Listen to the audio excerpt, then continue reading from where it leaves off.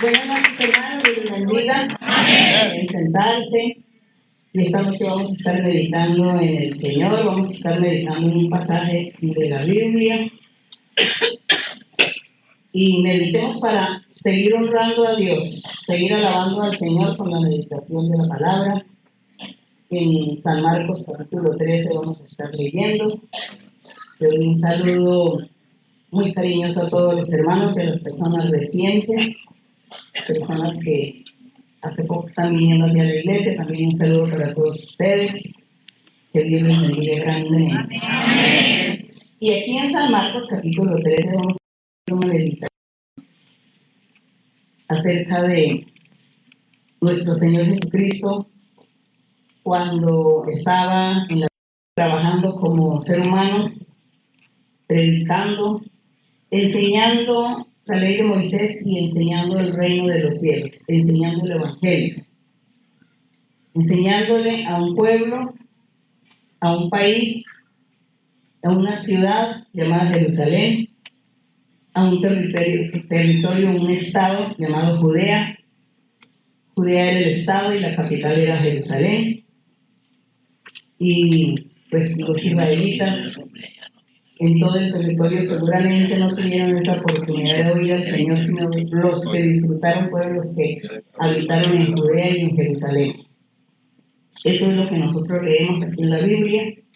Pero de todas maneras el Señor le envió a sus apóstoles y les dijo que viajaran, que fueran por todo el territorio de Israel y también que fueran por todo el mundo. Que había que ir por todo el mundo. Los apóstoles pues no tuvieron la oportunidad de viajar por todo el mundo, pero sí el resto de gente que de ahí en adelante se ha convertido al Señor. Sí han habido esas oportunidades que viajen llevando el evangelio del Señor. Y ahora pues a nosotros Dios nos ha encomendado este trabajo maravilloso. Amén. Y por eso nosotros nos preocupamos disponiendo nuestro corazón para Dios, aprendiendo, trabajando en doctrina, y algunos preparándose en idiomas, y otros disponiendo su corazón a ver de qué forma es que Dios los envía a la evangelización.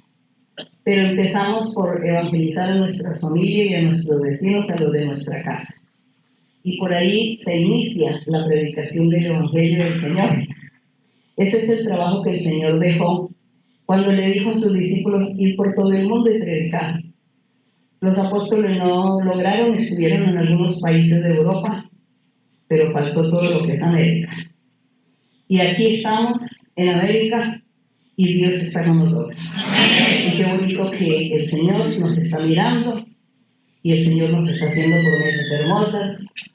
Y el Señor nos está dando de su espíritu, de sus dones, y también bendiciéndonos nuestra vida espiritual, nuestra vida material, física, bendiciéndonos con la salud también, libertándonos y dándonos paz en nuestra alma y nuestro corazón.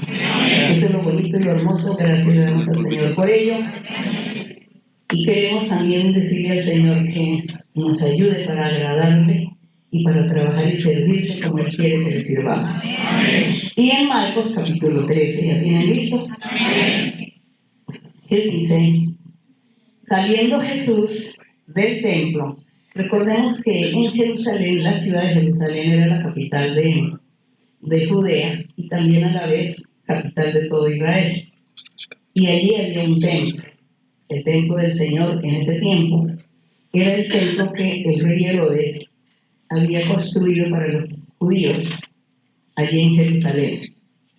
Y el Señor Jesús, cuando estuvo predicando, Él le enseñó a los judíos, a los israelitas de aquel entonces, les enseñó que tenían que respetar el templo, ese templo físico, lo tenían que respetar, venerarlo, valorarlo, porque el Señor sabía que ese templo era la representación simbólica al futuro de la iglesia del Señor o del templo del Señor espiritual, que es el corazón de los creyentes.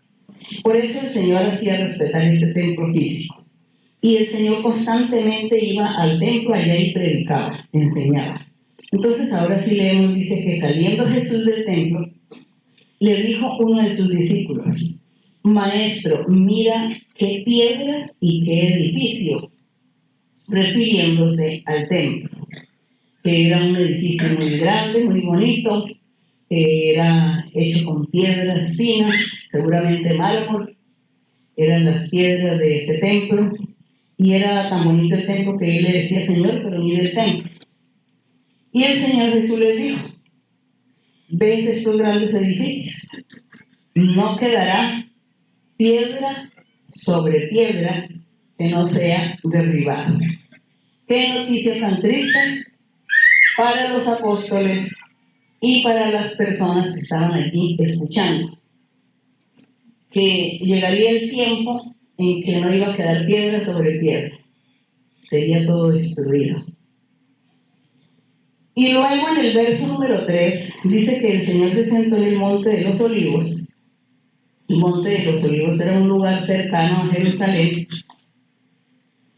y dice que estaba él frente al templo, fuera de la ciudad. La ciudad de Jerusalén en ese tiempo era amurallada, pero al monte de los olivos, pues un lugar cercano, pero ya no tenía murallas. Entonces dice que el Señor allí en ese monte se hace para contemplar el templo.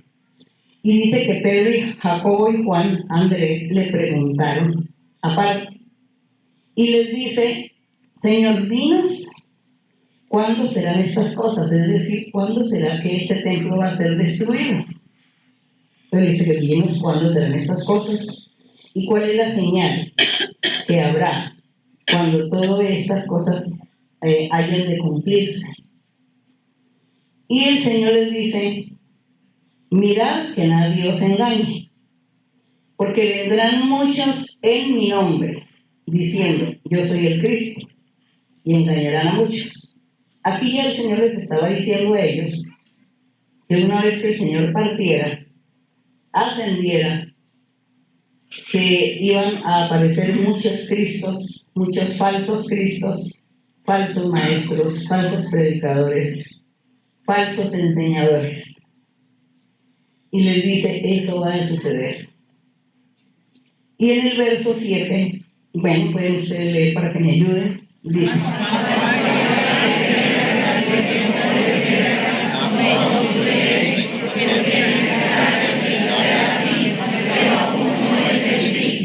esas guerras que el Señor se estaba refiriendo, él se refería a lo que iba a venir, que era una guerra, porque en ese tiempo estaba gobernando el Imperio Romano. El Imperio Romano gobernó 500 años. Y el Señor sabía que ese Imperio Romano un día iba a ser destruido, que iba a venir otros pueblos, iban a entrar en guerra contra los romanos para robar y quitar el poder y destruir. Y a su vez también Jerusalén sería destruida, el pueblo de Israel también sería destruido. Y por eso el Señor les decía que cuando oigáis de guerras y rumores de guerra, no se angustien. Es necesario que suceda así, pero todavía no es el fin para este templo, para la destrucción de este templo. Todavía no es el fin para la destrucción de esta ciudad. Todavía no es el fin para la humanidad. Era lo que el Señor les quería decir. Y en el 8 dice: se levantará nación contra nación, reino contra reino. Habrá terremotos en muchos lugares del mundo. Habrá hambres, habrá alborotos. Todo esto será principio de ¿qué? Principio de dificultades, de tribulaciones. Ese es el principio. Antes que venga la destrucción, antes que todo termine, todo se acabe el templo, porque el Señor lo que quería resaltar era que al terminar y al destruirse ese templo, terminaría ahí la ley de Moisés y seguiría el Evangelio de Cristo. Pero el Señor no les hablaba abiertamente a sus discípulos porque ellos no podían comprender esto. En el verso 9 les dice el Señor: mirad por vosotros mismos, porque os van a entregar a concilios, sinagogas, en las sinagogas los van a azotar, delante de gobernadores seréis puestos, delante de reyes, por causa de mi nombre, por causa del Evangelio. les dice, y en el 10. Y es necesario que el Evangelio sea predicado antes a todas las naciones. Entonces el Señor les estaba hablando como del fin del mundo. Le dice, primero el Evangelio tiene que ser predicado en todas las naciones antes que venga ese fin para la humanidad. Lean el verso 11.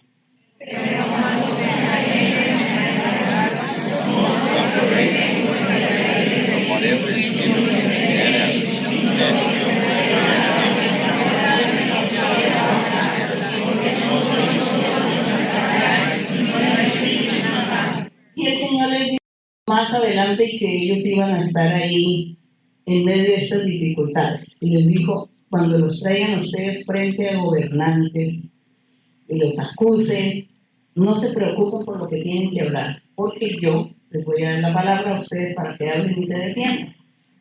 Porque nadie se va a morir sino cuando Dios quiera. Entonces Dios les consolaba a los discípulos, hablándoles sobre todas estas cosas que venían para el final.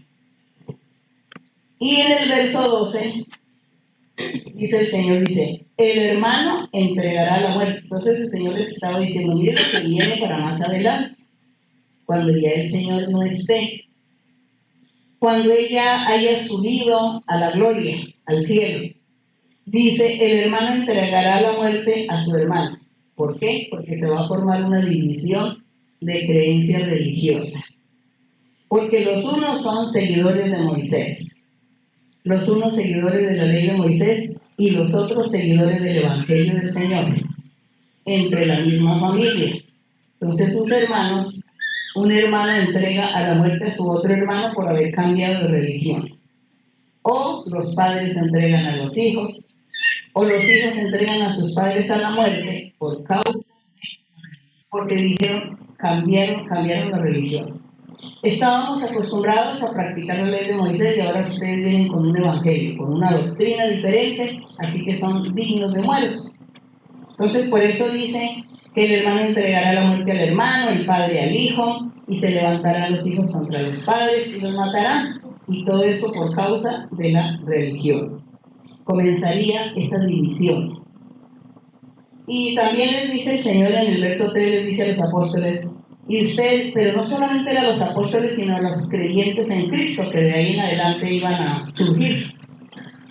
Y les dice, seréis aborrecidos de todos por causa de mi nombre, pero el que persevere hasta el fin de su vida, ¿será qué? Entonces el que persevere hasta el fin de su vida, ese será salvo. Y este mandato hasta el día de hoy está vigente. Hasta el día de hoy el Espíritu Santo nos dice a nosotros que sigamos hasta el final. Que sigamos y que lleguemos ¿a dónde? A la meta. Que perseveremos hasta el final ¿de qué? De nuestras vidas. Porque el día de la muerte es llegar a una meta. Si andamos con Dios, el día de nuestra muerte decimos, llegué a la meta. Gloria a Dios. Hice la obra que Dios me encomendó que hiciera. Seguí al Señor. Anduve en la vida. 30 años, 40 años, 50, 60, 70 años de vida que Dios me dio, los viví con Dios. Y ahora ya me voy, partiré de este mundo, pero llegué a la meta. Eso es lo que nosotros debemos anhelar. Anhelar llegar a esa meta. Seguir a Dios. Leer la Biblia y aprender a orar. Aprender a buscar a Dios. Aprender a disponernos para Dios. Aprender a agradarle al Señor. No cansarnos en la mitad del camino. No decir que qué aburrimiento. Porque hay personas que vienen solamente para que Dios les solucione un problema. Vienen por una sanidad. Vienen para que Dios les dé salud. Para que Dios quite una enfermedad. Vienen para que Dios les dé trabajo. Les dé vivienda. Les ayude a organizar su vida. Les dé dinero para que no tengan deudas. Bueno, y muchas cosas. Entonces hay personas que vienen después. En vez de venir y decir, yo voy porque voy a alabar, a glorificar a Dios, a darle gracias a Dios porque lo amo, porque yo amo a Dios en mi pobreza, en mis necesidades lo amo, y también en medio de mis riquezas o en medio de mi abundancia amo al Señor, y por eso tengo que ir a la iglesia a honrarle, y sigo en el camino del Señor. Es para honrar a Dios, para darle la gloria a Él que lo merece. Amén. En la pobreza o en la abundancia, en la enfermedad, en la salud, en todos los momentos y aspectos de nuestra vida. Amén. Nosotros no debemos ser interesados. Voy a la iglesia a ver qué me dice, a ver si me voy a casar o no me voy a casar el mes entrante, a ver con quién me voy a casar, a ver si me voy a divorciar o no me divorcio, a ver si me puedo volver a casar o qué va a suceder. No, hermanos ni hermanas, así no es que Dios quiere que nosotros vengamos a la iglesia. Dios quiere que nosotros vengamos con un corazón dispuesto para glorificarle, saltar de la alegría, cantarle al Señor, decirle palabras hermosas a nuestro Dios, loar a nuestro Dios. Para eso es que debemos venir. Lo demás, ya Dios nos lo dará. Ya Dios sabe que usted necesita de muchas cosas materiales.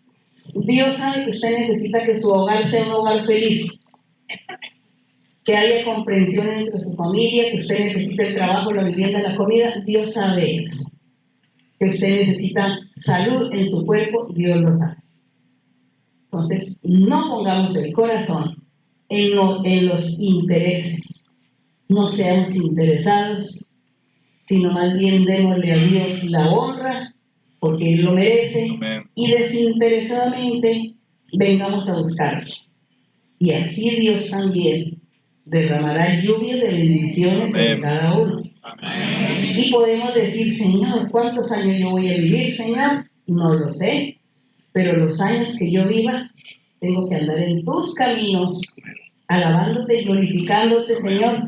Así mi familia no acepte, así mi familia diga que no, pues yo solo, o yo sola, te buscaré, te alabaré y llegaré a la meta. El día de mi muerte llegaré a la meta, mi Señor. Eso es lo que nosotros debemos luchar. Hay que luchar eso. Vivamos donde vivamos, en el país que sea, en la cultura que sea, Dios es el mismo.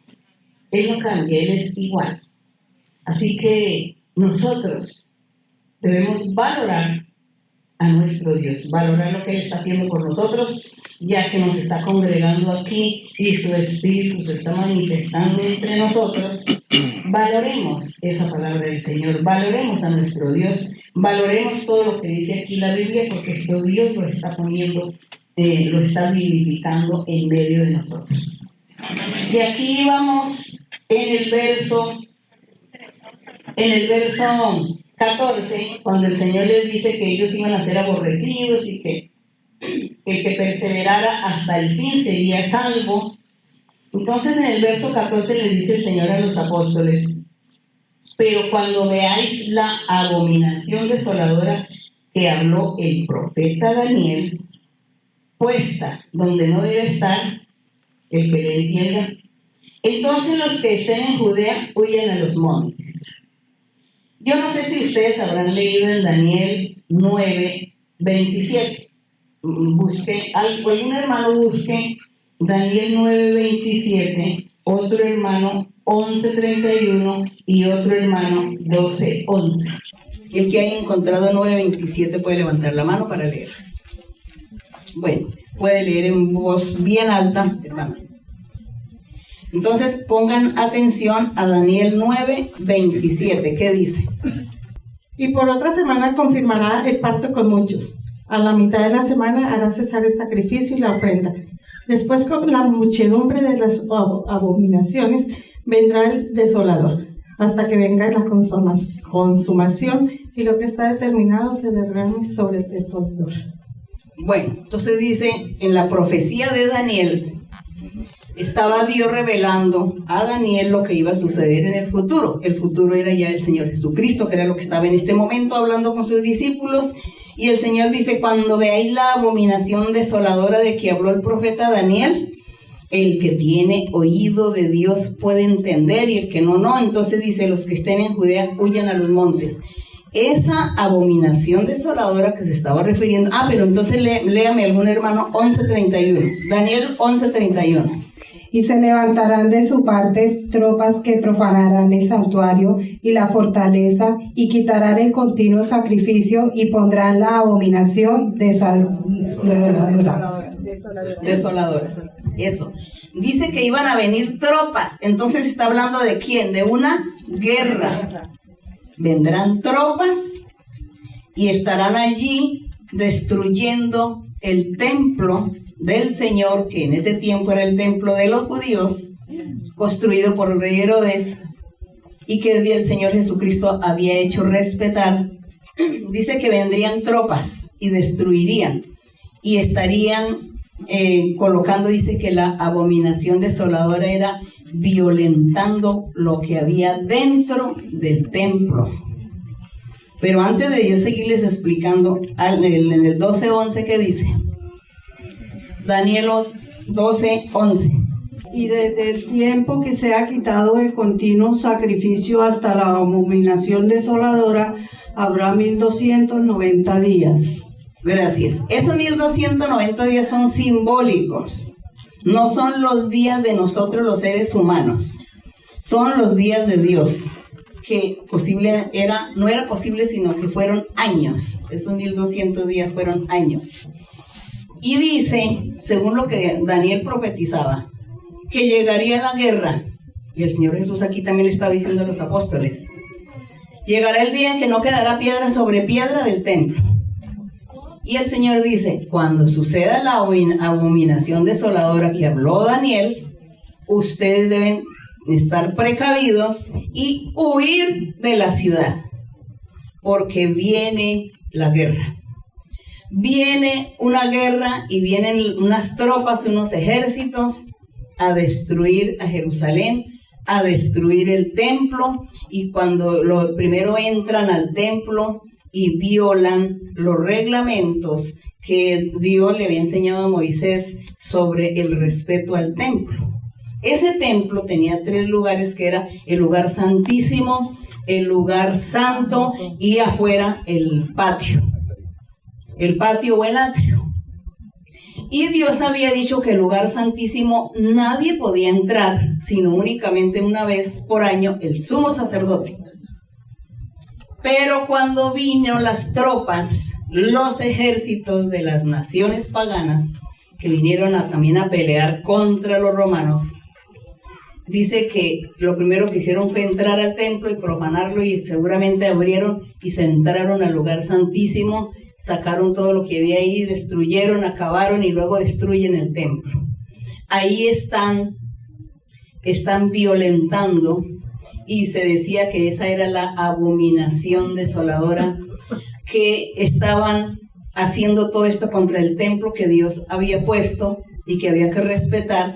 Y entonces ellos destruyeron y acabaron con todo, y no se sabe qué más hicieron dentro de ese templo.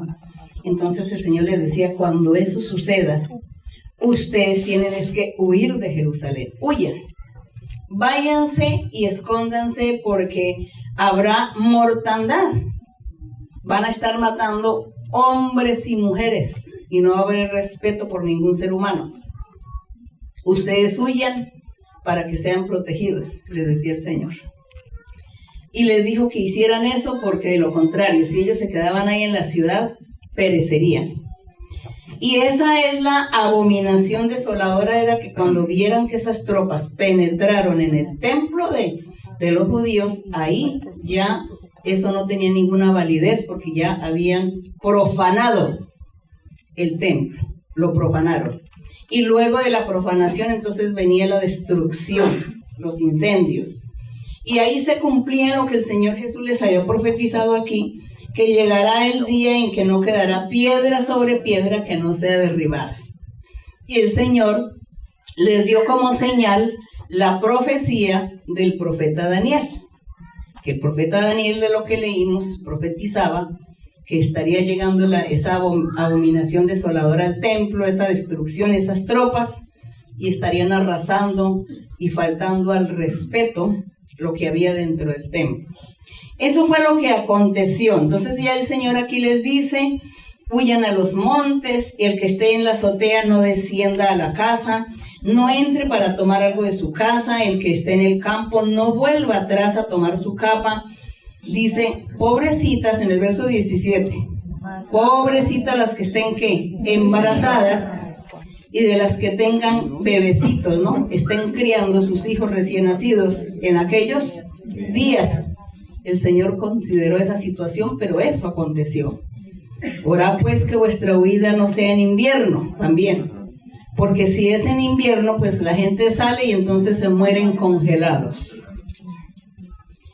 Y las embarazadas y los que tienen bebecitos, pues indefensos, entonces iban a sufrir la muerte a espada.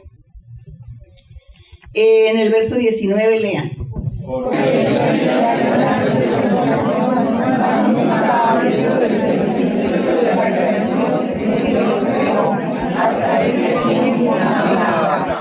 Tribulación, claro, ¿cómo no tribulación? La destrucción de ciudades, la mortandad. Y aquí en el 20 dice, y si el Señor no hubiese acortado aquellos días, nadie sería salvo, mas por causa de los escogidos que Él escogió, acortó aquellos días. Bueno, ahí el Señor vemos que Dios puso la mano también en esos días, porque había ya mucha gente que se había convertido al Evangelio, y Dios por amor a ellos dice que permitió que esa guerra durara poco tiempo. Cuenta la historia que 40 años después de que el Señor Jesús subió al cielo, a los 40 años vino la guerra a Jerusalén y fue destruida Jerusalén. Se cumplió esto que el Señor dijo acá. Bien, en el 21 dice, entonces si alguno os dijere, mirad, aquí está el Cristo, mirad, allá está, no le creáis, porque se levantará, lean, 22.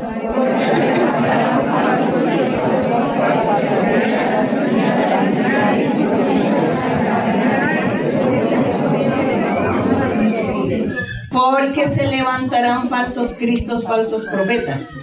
Harán señales, mire que ellos hacen milagros y señales, los falsos. Los falsos harán señales y prodigios para engañar, posiblemente, si fuese posible, a los escogidos de Dios. Y todo eso aconteció, acontece y acontecerá. Que desde ese tiempo se le han levantado falsos cristos, falsos profetas, falsos maestros, falsos predicadores, falsos enseñadores, se han levantado en el mundo y están todavía hoy en el mundo, y algunos hacen milagros, ¿saben por qué? Porque el diablo tiene ¿qué? Poder, y el diablo entonces los usa para hacer milagros, para engañar a la gente, y dice, para engañar, si fuere posible, a los mismos escogidos de Dios. Pero no los va a engañar, porque los escogidos de Dios, Dios los guarda y los protege. Solo que dice, si fuese posible. ¿Cómo serán esos milagros tan grandes? ¿Cómo será esa forma de manifestarse esos espíritus, esos engañadores, que el Hijo de Dios empieza a dudar? Oh, ¿será que este sí tiene de Dios? Mire lo que está haciendo. Está llevando un monte de aquí para el mar. Está caminando por los aires. Hace caminar a la gente aquí por el aire, los hace levitar. Hace caminar a los muertos. Mire qué hace estas personas. ¿Será que es Dios? Mire el poder que tiene. Pues todo eso es el poder del diablo. Y el Hijo de Dios entonces empieza a mirar. Y como Él conoce la doctrina, no se va a dejar engañar. No se va a dejar engañar de todas estas grandezas que haga la gente, porque dice que hay gente que adobla metales, ¿no? Que doblan metales, que con la mirada hace que se muevan las cosas y que se trasladen de aquí para allí. Todo eso lo hemos escuchado que existe en el mundo. Esos son esos falsos que el Señor Jesús estaba hablando aquí. Dice, y engañarán, si fuere posible, a los escogidos de Dios. Pero nosotros amamos a Dios y somos sinceros con el Señor. Él no va a permitir que el diablo nos engañe. Así veamos que hacen tantas cosas y tanta magia, pero no nos vamos a dejar engañar, porque a Dios no le interesan las magias, ni le interesa que la gente camine por los aires, levite. A Dios lo que quiere es que la gente sea feliz, tenga paz y felicidad y la gente sea salva y la gente ame a Dios. Eso es lo que Dios quiere. Eso es lo que Dios quiere de nosotros. Y nosotros también, esa es la realidad que queremos del Señor. ¿De qué nos sirve que una persona camine en el aire si no es feliz?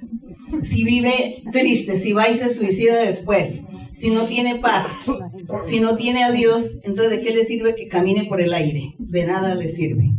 Nosotros debemos ser realistas, prácticos, lógicos, para que el diablo no nos engañe.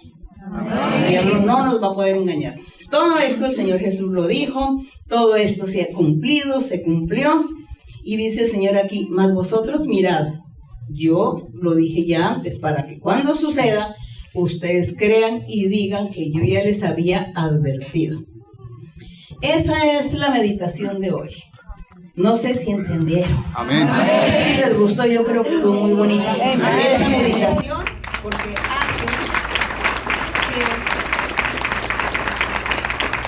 hace que nosotros tengamos más convicción. Amén. Que nos enamoremos más de Dios. Amén. Que le amemos y deseemos venir a adorarle, a alabarle sin interés. Amén. Sin ningún materialismo ni ningún interés, sino siempre amando a nuestro Dios en la pobreza, en la riqueza, en la enfermedad, en la salud, así como los votos que hacen del matrimonio. Entonces nosotros también con el Señor lo mismo, hacemos votos. Amén. Te amaré, Señor, en la felicidad, en la tristeza, en la alegría, en todos los momentos de mi vida, te amaré, Señor, te alabaré. Amén. Bueno, ahora yo sé que ustedes tienen preguntas. Buenas noches, hermana María Luisa, bienvenida y todos sus acompañantes. Esta pregunta yo la tengo desde hace muchos años y es acerca de doctrina. Lo que pasa es que el Señor siempre anuncia acerca de que la pareja idónea va a trabajar hombro a hombro en la iglesia con la varona. Entonces, pues yo creo que eso también se convirtió en una muletilla. En una muletilla se ha convertido también eso de que no, es que trabajarás hombro a hombro, que tal no sé qué, eso ya como que se convierte en muletillas. Seamos prácticos, lógicos y realistas, ¿no? Eso. Y ya, sigue, hermano. Entonces, mi pregunta es, cuando yo llegué a la iglesia, yo escuché una enseñanza de que los matrimonios de la iglesia son para testimonio no solamente en la iglesia, sino en el mundo y también para servir al Señor. Entonces, a través de todos estos años, yo he visto cómo muchas parejas se han casado dentro de la iglesia con dones espirituales, pero yo he visto también cómo alguno de los cónyuges crece espiritualmente, está constantemente en la iglesia sirviéndole a Dios, uno ve que tiene bastante respaldo y de pronto la pareja no está en la misma condición. Yo quisiera saber a qué se debe eso, si es que el Señor le permite a esa pareja que la otra esté de esa manera para que tenga misericordia, o cómo uno puede llegar a esa completa, como esa capacidad de tener un matrimonio que realmente sean los dos entregados para la honra y gloria de Dios. Bueno. Recordemos un pasaje bíblico que el Señor Jesús también en un evangelio decía el Señor. Dice, habrá dos que están durmiendo en una cama. Se sobreentiende que es un matrimonio. Dice, y habrá dos que están durmiendo en una cama. El uno será tomado y el otro ahí abandonado. Eso nos dice mucho. Nos dice que no todas las veces un matrimonio, una pareja, le van a servir a Dios hombro a hombro. Eso es mentira. Eso es mentira. Porque alguno cree, como dice la hermana, el uno cree y el otro no. El uno progresó espiritualmente y el otro no. Entonces, el uno será tomado y el otro ahí dejado. Y si llegan a la meta, pues se va con Dios, el que prosperó, el que obedeció a Dios, el que hizo la voluntad de Dios. Y el otro, por más que fuera su pareja, que durmieron juntos, le va a tocar que se quede de la presencia de Dios, sea apartado de la presencia de Dios. Eso es lo que la Biblia menciona. Por eso Dios nos dice que nosotros somos individuales. Cada uno de nosotros somos un mundo singular.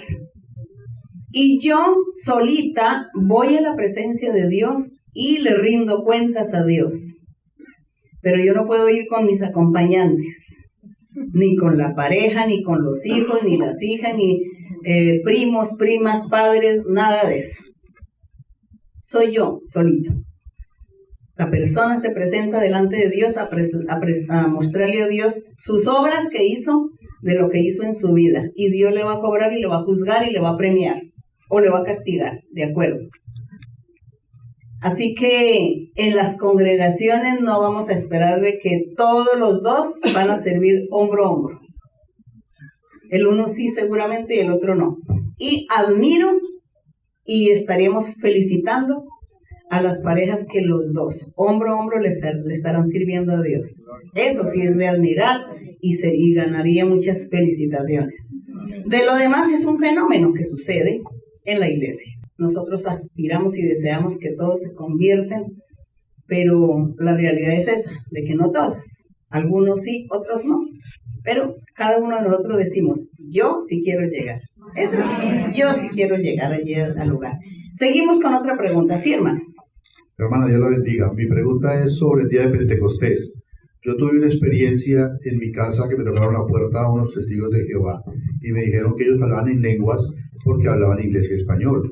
Yo les dije a ellos, un momentico, es que la manifestación del Espíritu Santo, cuando se habla en lenguas, son lenguas angelicales.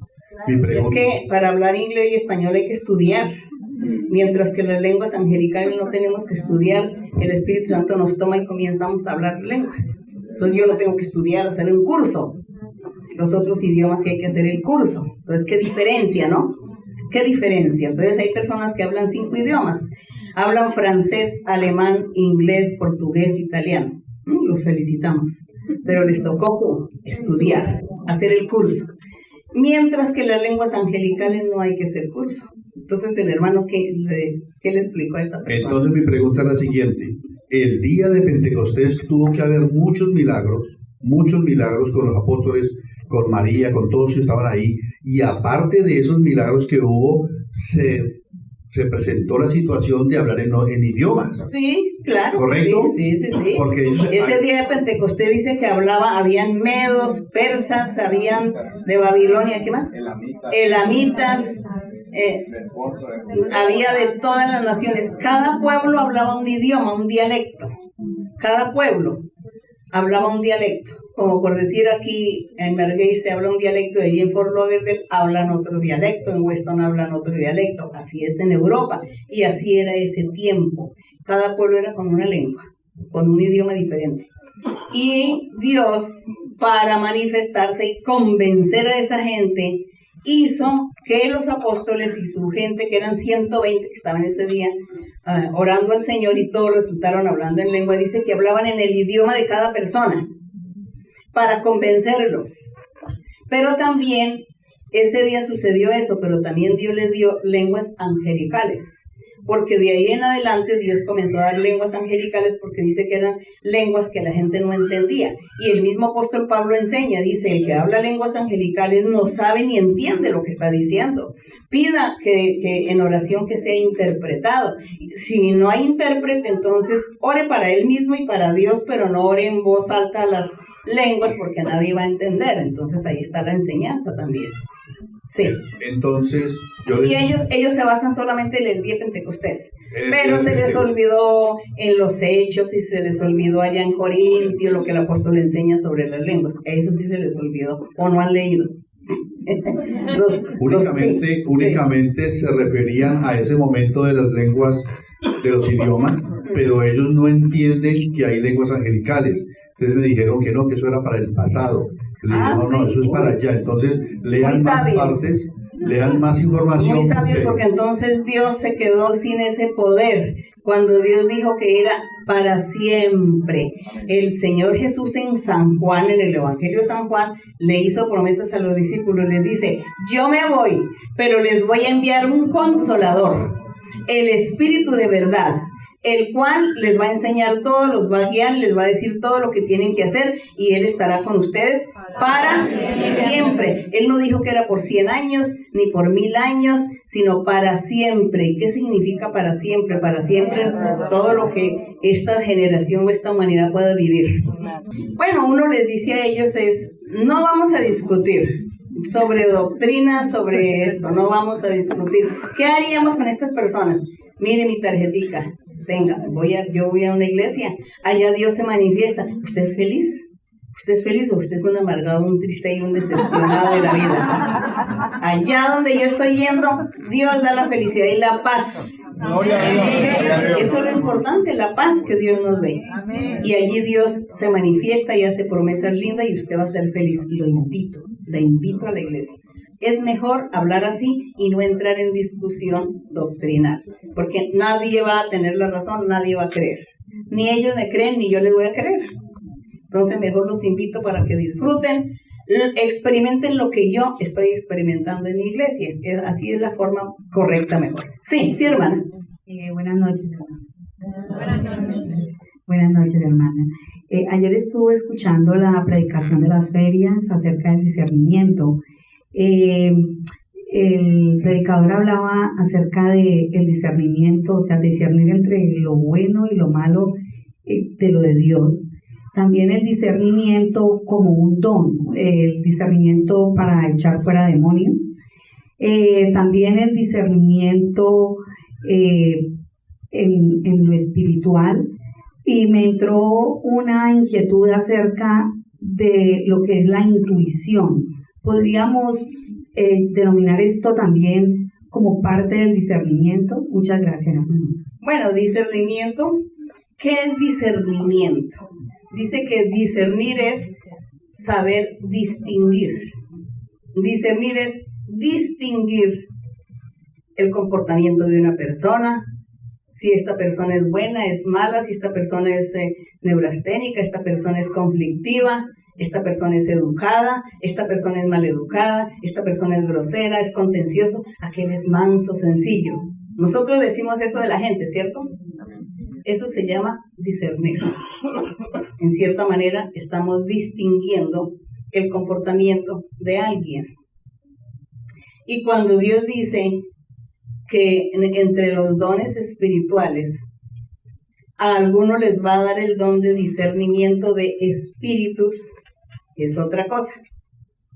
Porque hay personas que tienen espíritus malos en su cuerpo, tienen espíritus engañosos, por causa de brujerías, por causa de hechicerías que hubo en el pasado con los antepasados. La gente hizo brujería, hechicería y hubo maldiciones, conjuros. Y entonces vienen esos espíritus y se pegan en una persona, hombre o mujer o niño. Y vienen atados y esos espíritus no dejan ser feliz a la persona, no la dejan razonar, no lo dejan coordinar sus ideas, no lo dejan tener una estabilidad emocional firme, fija, sino que la persona es variable, cambiante, no se halla, no se siente, no puede comprender a nadie, nadie los comprende porque se vuelven conflictivos, porque esos espíritus están ahí en la persona.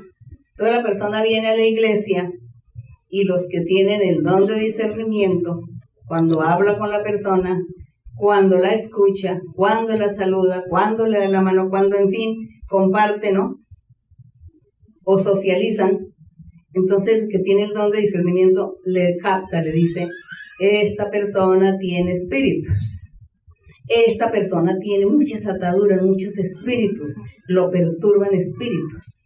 Voy a orar, voy a imponer manos, le voy a decir que tenga paciencia, que se cuide, que se guarde, que no sea conflictivo. Bueno, voy a tenerle paciencia también, porque las personas cuando tienen estos espíritus son conflictivos también, necios, son caprichosos, tercos, entonces la otra gente se enoja, se incomoda, no tolera, no soporta, porque no tienen el don de discernimiento, entonces no pueden entrar a considerar. El que tiene el don de discernimiento lo discierne y distingue lo que hay en esta persona, su comportamiento, y entra a considerarlo, a tenerle paciencia y a orar. Ese es el don de discernimiento de espíritus. Porque nosotros somos un espíritu que Dios nos dio y habitamos en un cuerpo físico. Pero aparte de eso pueden venir espíritus malos a pegarse en nosotros. El espíritu de pereza, que el del sueño, que el del rencor, que el espíritu de odio, que el espíritu de hurto, que el espíritu de la ambición, que el espíritu de la pereza. Bueno, tantos espíritus, que el espíritu de locura, que el espíritu de falta de razonamiento, que el espíritu del Alzheimer, que el espíritu de la pérdida de la memoria. Bueno, tantos espíritus. Entonces el que tiene ese don va a discernir lo que estas personas hay y para orar por ellos y ponerles manos. Y eso es lo que se llama, Dios da el don de discernimiento de espíritus. ¿Cuántos espíritus tienes tú? Recuerden que el Señor le preguntaba a uno que decían que tenía muchos demonios, ¿no? Y el Señor le dice, ¿cómo te llamas? Y le dice, me llamo Legión porque somos muchos. Dicen que Legión significaba 2000 demonios. Entonces él dice, me llamo Legión porque somos muchos los que estaban metidos viviendo en el cuerpo de este pobre hombre. Y el Señor lo liberta. Y esos 2000 demonios tienen que salir de ahí. Eso es el don de discernimiento que Dios da. También hay otra parte de la vida donde nosotros podemos discernir cosas. Ya no vamos a discernir espíritus, sino a discernir es distinguir lo bueno, lo malo, comportamientos que debo hacer, si lo hago, no lo hago, usted no lo haga, usted sí lo haga, usted compórtese bien, cuídese bien, no haga esto, no haga aquello. Eso ya es un discernimiento común, natural, que los seres tienen en la vida para tomar decisiones, para dar consejos, orientaciones, o para hacer las cosas bien, o para enseñarle a la gente que haga las cosas bien. Entonces, hay varias clases de discernimiento, ¿no? Y lo que la hermana decía, la intuición, es ese discernimiento. Tengo intuición, tengo capacidad de hacer las cosas y me parece que por aquí lo hago y por aquí me va a salir bien, y lo hice porque se me vinieron las ideas y hice esto. Entonces a eso también se le puede llevar una intuición, un discernimiento de hacer las cosas bien. Pero el Señor habla de los dones, que es discernimiento de espíritus. Los otros son ya cosas naturales de la persona. Saber hacer las cosas bien, saber pensar, saber idearnos un trabajo, cómo lo hacemos bien, saber tomar las decisiones. Eso ya esa parte es diferente. El don espiritual, que eso sí es de parte de Dios, discernimiento de espíritus. Que nos quede un poquito claro ese concepto, ¿no? O esos temas. Seguimos, por ahí otra pregunta. Hermana, buenas tardes. Estamos muy contentos aquí, todos los hermanos de la iglesia de Margate, porque el Señor la movió para que viniera a visitarnos. Gracias, hermana. Tengo una pregunta en la Biblia, en Génesis capítulo 44. Sí, hermano. Versículos 4, 5 y 15. Sí, lee. El versículo 4 del capítulo 44 dice así: habiendo ellos salido de la ciudad de la que aún no se habían alejado, dijo José a su mayordomo: levántate y sigue a esos hombres, y cuando los alcances, diles: ¿por qué habéis vuelto mal por bien? ¿Por qué habéis robado mi copa de plata? ¿No es esta en la que bebe mi señor y por la que suele adivinar? Habéis hecho mal en lo que hiciste. Y el versículo 15 dice así: les dijo José: ¿qué acción es esta que habéis hecho? ¿No sabéis que un hombre como yo sabe adivinar? Hermana María Luisa, usted nos ha enseñado que José era el prototipo. Para los lectores de la Biblia, ¿qué está leyendo la hermana?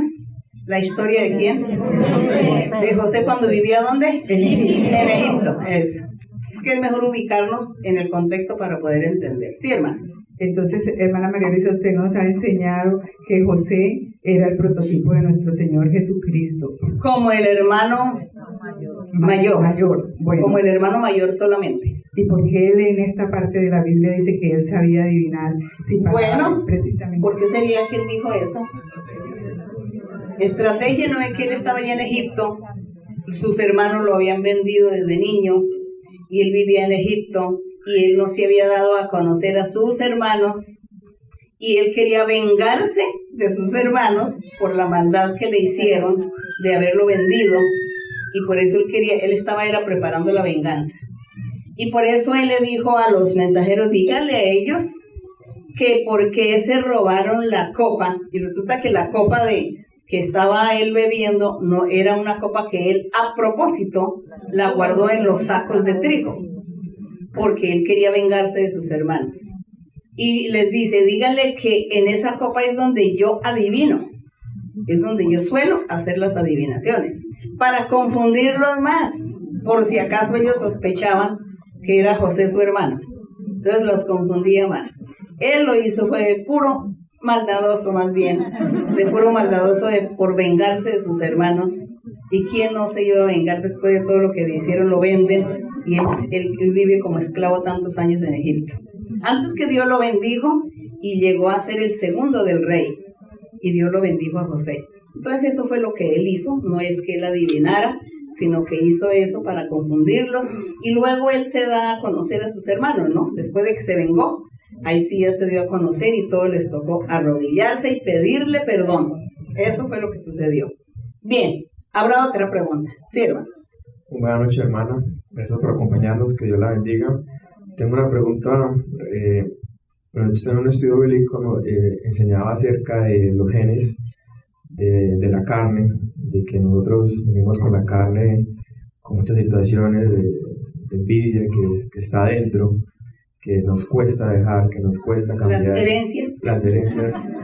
También me quedó la duda en cuanto a ahorita usted lo explicaba con el discernimiento acerca de los espíritus, de que tenemos bastante espíritu. Entonces, ¿cómo sabe uno cuándo es la carne y cuándo es un espíritu? Aunque venimos con esa herencia, o si es lo mismo, venimos con esa herencia desde Adán, de toda esa carne. Con esas herencias, con esos genes que se convirtieron en espíritus. Porque los hijos heredan muchas cosas de los padres, de los abuelos, ¿no? No dice bien, el papá era temperamental, mire que el nieto también es temperamental, o el hijo es temperamental. Pareciera que cuando murió ese papá, el espíritu de la ira que tenía, de esa ira, de ser iracundo, ese espíritu se sale y se mete en el hijo, pareciera, ¿no? O en el nieto. Bueno, ahí nosotros no podemos entender ni saber cómo. El asunto es que dice que todo se convierte como en genes y dice que se hereda. No, es que el papá le gustaba comer cebolla, el otro odia la cebolla y entonces él también odia la cebolla porque salió al abuelito que no quería cebolla. Esas son cosas, ¿no?, que suceden. Yo creo que a ustedes les ha pasado, que los niños heredan ciertas costumbres de la alimentación o ciertos comportamientos y se dice, el papá era así, o la abuelita era así, o el abuelito era así. Bueno, genes que se van heredando, pero yo pienso que también eso hay parte también de espíritus que pasan de una persona a otra, esos espíritus, o se convierten en genes, no sabemos cómo. El asunto es que cuando nosotros llegamos al conocimiento de Dios, y si traemos malos comportamientos, hay que pedirle a Dios que nos quite eso. Quítame, o genes o espíritu, lo que sea, Señor. Lo que sea, pero que eso malo no quiero que esté en mí. Lo malo no quiero que esté en mí. Lo bueno sí. Lo bueno sí me gusta que tener el gen ahí de mi papá. Me gustaría porque mi papá era bondadoso, entonces yo quiero ser bondadosa porque él era bondadoso, entonces me gusta. Ah, pero que el papá era todo grosero, altanero, todo iracundo. Ah, no, yo no quiero ser eso, yo heredé eso, pero no. Señor, quítame eso. Reprende ese demonio de mi vida, quita ese demonio de mi cuerpo, de la ira, de esa contienda, quítame eso. Sea gen o sea espíritu, quítame, Señor, eso. Entonces uno cambia, el Señor lo cambia a uno, o por lo menos uno se modera y uno se controla, porque uno sabe que tiene que agradar a Dios. Sí. O sea que eso es lo mismo que la carne, es decir, la carne, parece que le cuesta a uno la carne hacer las cosas, es el mismo. Sí, sinónimo. Sí, que a la carne le cuesta cambiar en esos aspectos, pero se puede, porque mi espíritu que Dios me dio, que es la conciencia a la vez, esa personalidad, domina mi carne, y yo quiero dominar mi carne. Entonces mi carne quiere hacer todas esas genes y costumbres y todo lo malo, y yo no digo no, pero ¿por qué? Tengo que controlarme, tengo que pedirle a Dios que me liberte, porque yo debo agradar a Dios. Entonces nosotros entramos a luchar con nuestra carne, con nuestros deseos que nos dan, apetitos, y uno lucha para decir, no, eso no conviene, eso no agrada a Dios, me voy a controlar, eso no lo voy a hacer. Como cuando un médico le dice a usted, lo pone en una dieta alimenticia porque usted está enfermo, y él me prohíbe lo que a usted le encanta comer. Entonces, ¿usted qué hace? Sacrifica su carne por su salud, por obedecer y por su salud se sacrifica. Entonces, uno sacrifica su carne. Muchas gracias, hermano. Bien, Gracias. hermano. Hermana, muy buenas noches, que el Señor la bendiga. Amén. Gracias, hermana, por esa disposición tan hermosa de darnos a nosotros el entendimiento de cómo agradar y llegar a ese conocimiento de amar a Dios. Gracias por esa disposición. Yo tengo una pregunta, hermana, en el Salmo 89. Salmo 89. Sí, hermana, sí. A partir del versículo 14. Sí, puede leer. Gracias, hermano. Para honra y gloria, la palabra de nuestro Dios dice así: justicia y juicio son el cimiento de tu trono, misericordia y verdad van delante de tu rostro. Bienaventurado el pueblo que sabe aclamar, andará, oh Jehová, a la luz de tu rostro, y en tu nombre se alegrará todo el día, y en tu justicia será enaltecido, porque tú eres la gloria de su potencia, y por tu buena voluntad acrecentarás nuestro poder. Porque Jehová es nuestro escudo y nuestro rey es el Santo de Israel. Mi pregunta es, hermano, agradecido con Dios porque he podido conocer la manifestación, la grandeza de Él, de que es un Dios que nos habla, de que es un Dios que nos guía, que es un Dios que nos ha cambiado la vida, porque hemos entendido, gracias, le digo a usted, hermano, porque podemos conocer de Dios. Mi pregunta es, hermano, con todos estos versos, ¿cuál sería para usted como aquella respuesta que nos podría dar para como ser aquellos hijos de Dios, que pudiésemos día a día meditar en la grandeza de Dios y día a día alcanzar ese crecimiento que quiere y ese poder que Dios quiere para la iglesia como esos verdaderos hijos de Dios? Esa sería mi pregunta, hermano. Pero la pregunta es que ¿cómo debemos hacer o qué debemos hacer para ser seguidores de Dios, gente que agrade a Dios, ¿no? Exactamente. Primero es amar a Dios, amar, porque si amamos a Dios queremos agradarle.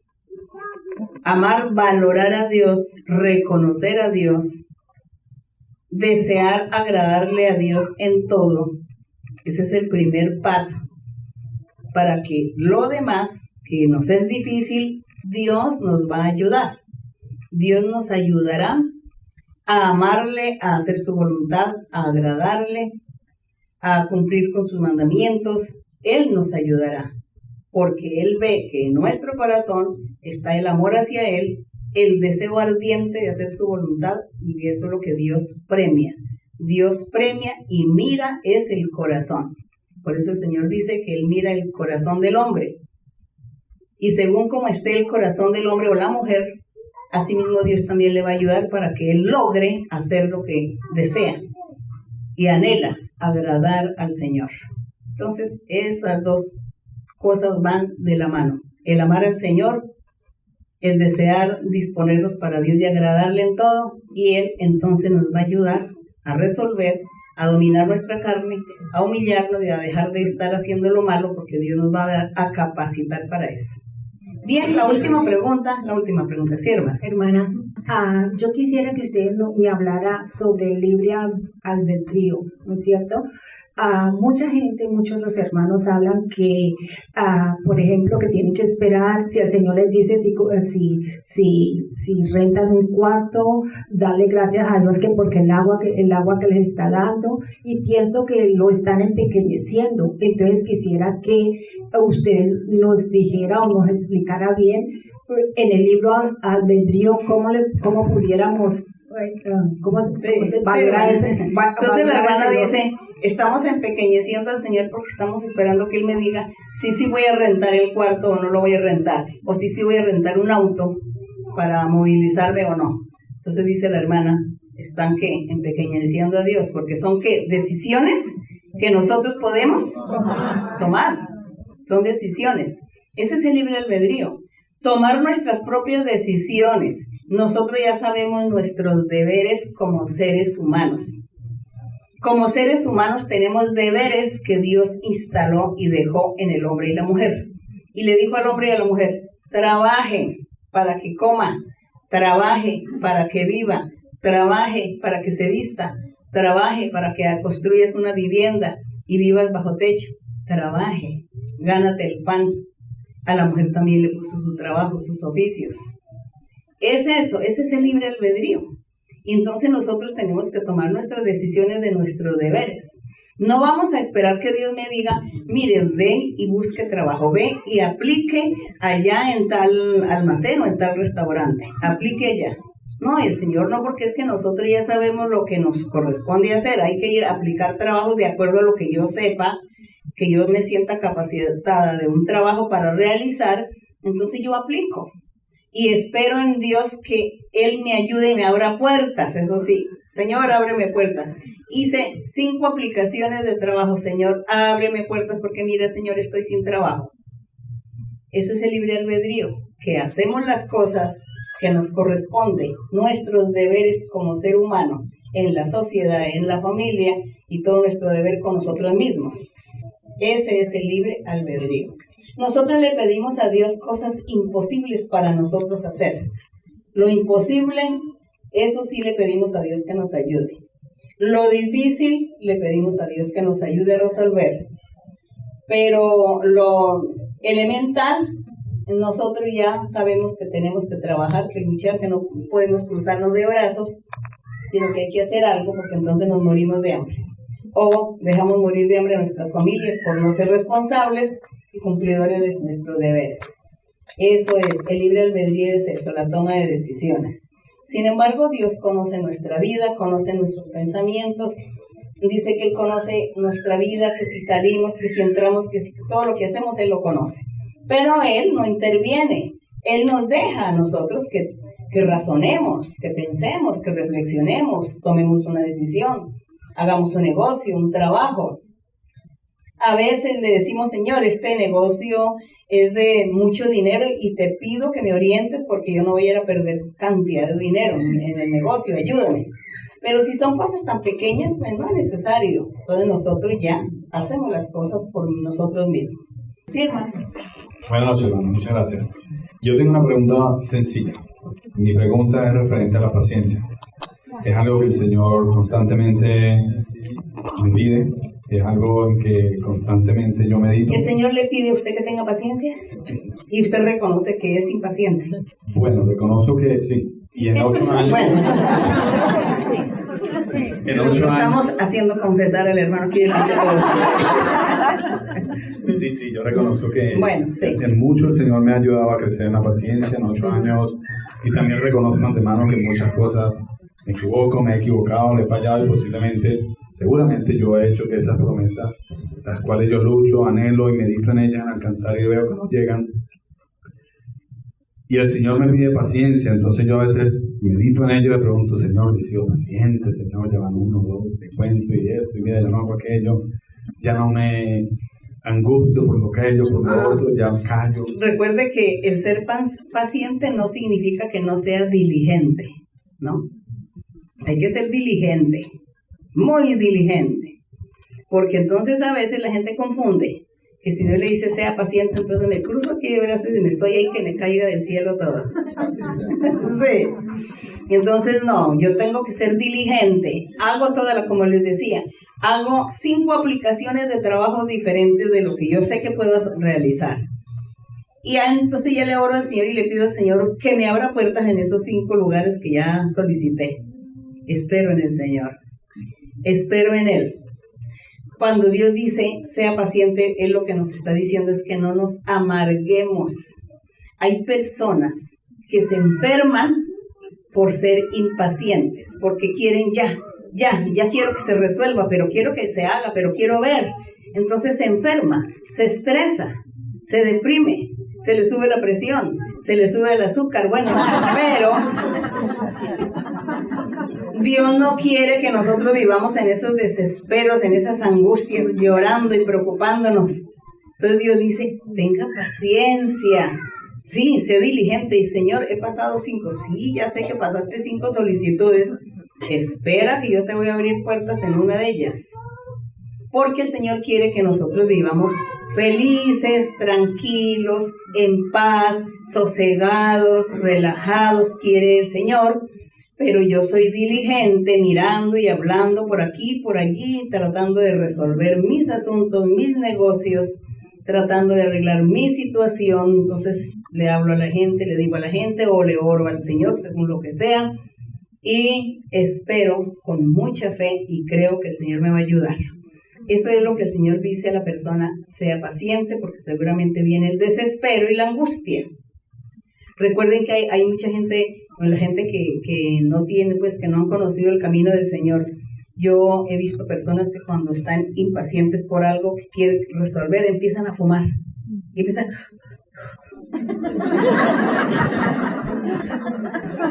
No se me soluciona el problema. Y se apagó uno y ellos siguen del otro. Yo veía eso en las personas. Entonces Dios no quiere que nosotros seamos así, sino que diligentes en solicitar, en hacer las cosas bien, hasta donde nuestra capacidad humana nos permita, y lo demás Dios nos lo hace. Y que seamos felices y alegres siempre en el Señor, porque ¿qué tal nosotros tristes y llorando? No, es que yo soy de una iglesia y Dios nos hace felices, pero es que yo vivo aquí triste, deprimida y desconsolada. Entonces, la iglesia donde tú vas que dice que Dios le da la felicidad, entonces ¿dónde está? Entonces nos contradecimos.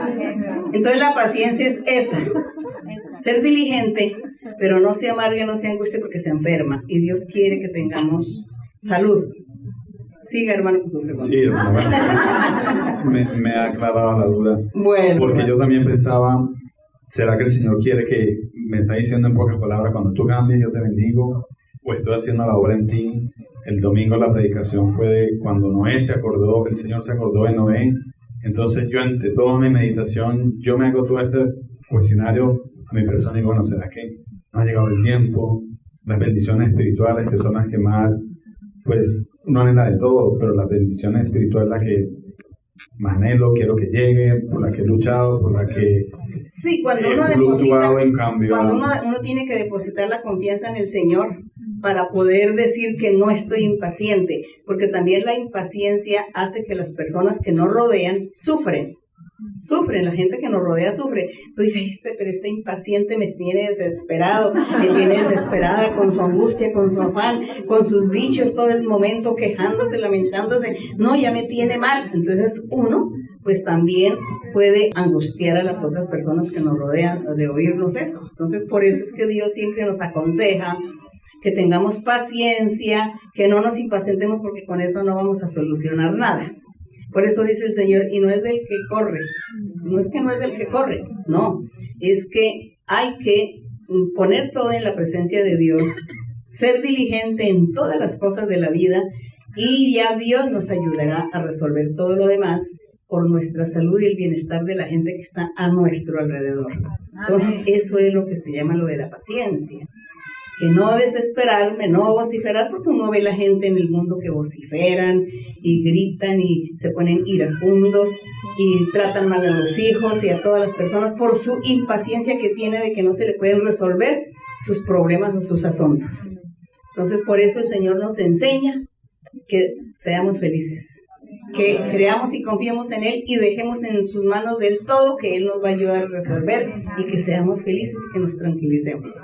Vamos a ponernos de pie, vamos a cantar al Señor y vamos a estar orando y pidiéndole al Señor por la salud, por las enfermedades, por las ataduras.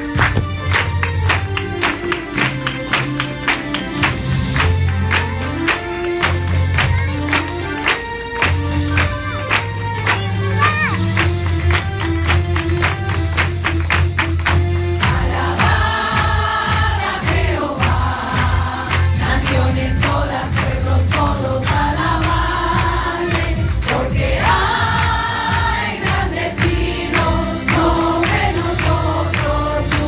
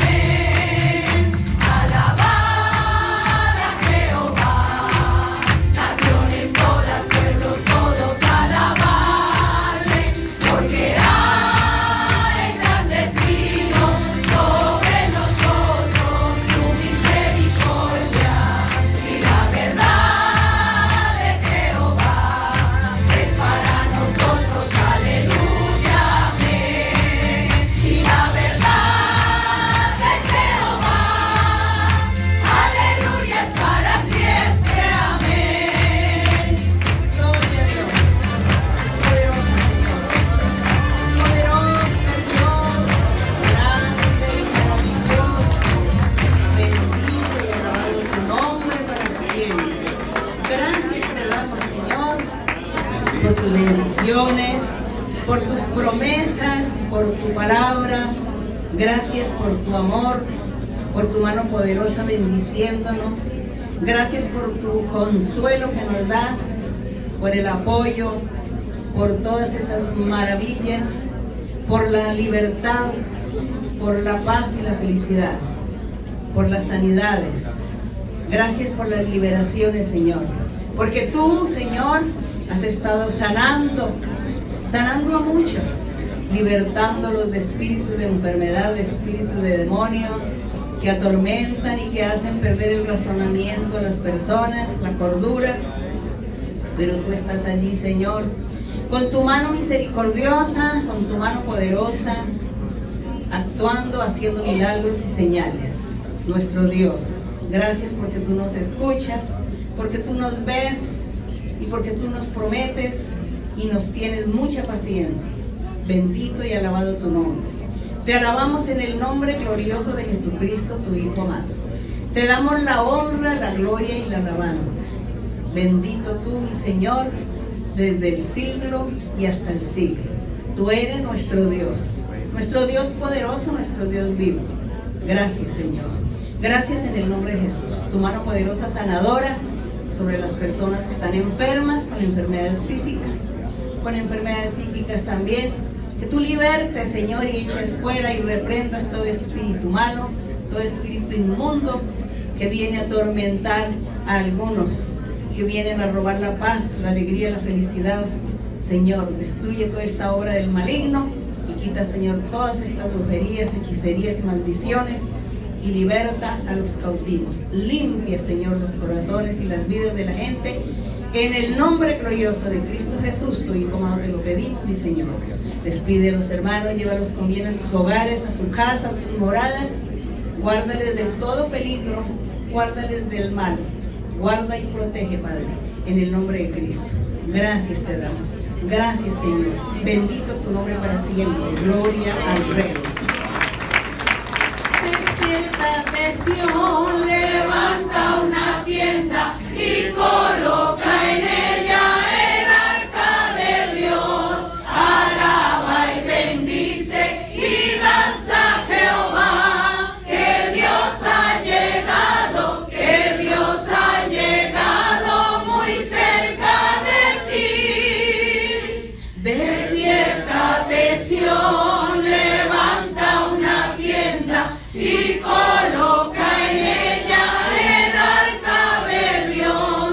Alaba y bendice y danza a Jehová, que Dios ha llegado, que Dios ha llegado muy cerca de ti. Bendito el Señor. Gracias, Padre Santo, en el nombre de Cristo Jesús, tu Hijo amado. Gloria a nuestro Dios. Gloria al Señor, y que nuestro Dios permita que nuestro corazón sea el templo del Señor. Sea esa arca que esté aquí en nuestro corazón, sea esa arca donde habita Dios. Que el Señor esté con nosotros. Que Dios esté con todos ustedes y los bendiga grandemente.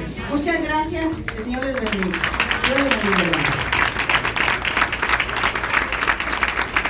Por aquí tenemos algunos hermanos que nos estaban visitando. No sé si el hermano Jorge Velilla quisiera pasar aquí y saludar a los hermanos aquí en la iglesia.